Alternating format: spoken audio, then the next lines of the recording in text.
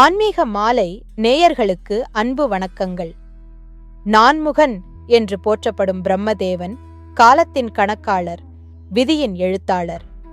மும்மூர்த்திகளில் முதன்மையான படைத்தல் தொழிலைச் செய்பவர். அண்ட சராசரங்களின் ஒவ்வொரு அணுவிலும் அவரது படைப்புத் திறன் ஒளிந்துள்ளது. ஆனால் பிரம்மாவிற்கு ஏன் கோவில்கள் மிகவும் குறைவு தெரியுமா?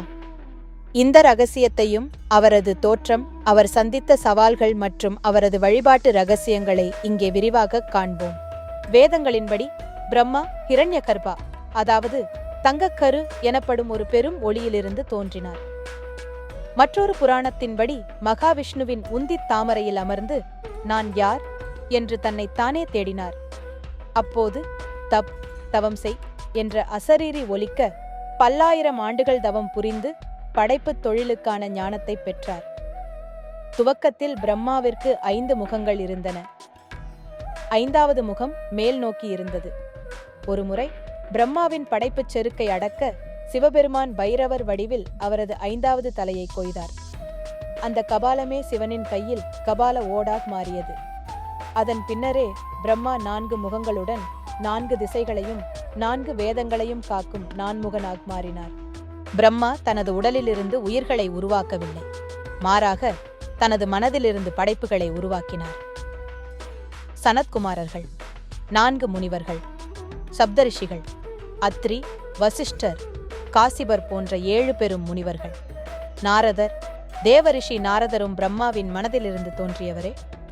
தட்சன், உலகை பெருக்கும் பொருட்டு தோன்றிய பிரஜாபதி.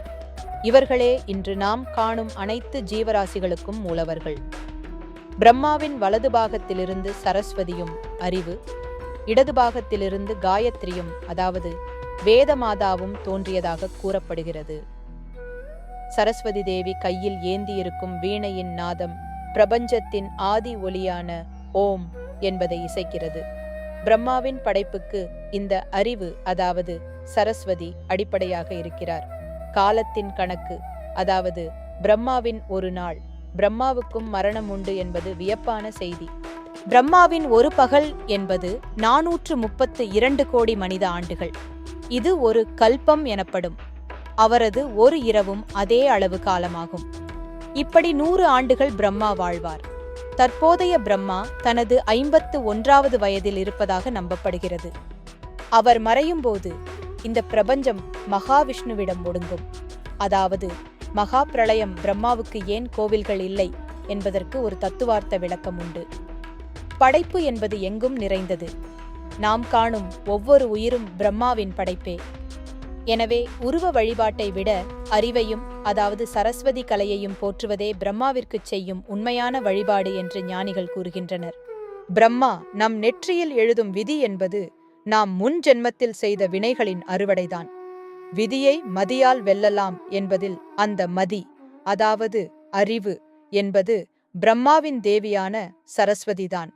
படைப்பின் மகத்துவத்தை போற்றுவோம், ஞானத்தின் ஒளியில் வாழ்வை செதுக்குவோம். நேயர்களுக்கு ஒரு கேள்வி. பிரம்மாவின் ஒரு பகல் பொழுது 432 கோடி ஆண்டுகள் என்பது என்ன பேரில் அழைக்கப்படுகிறது?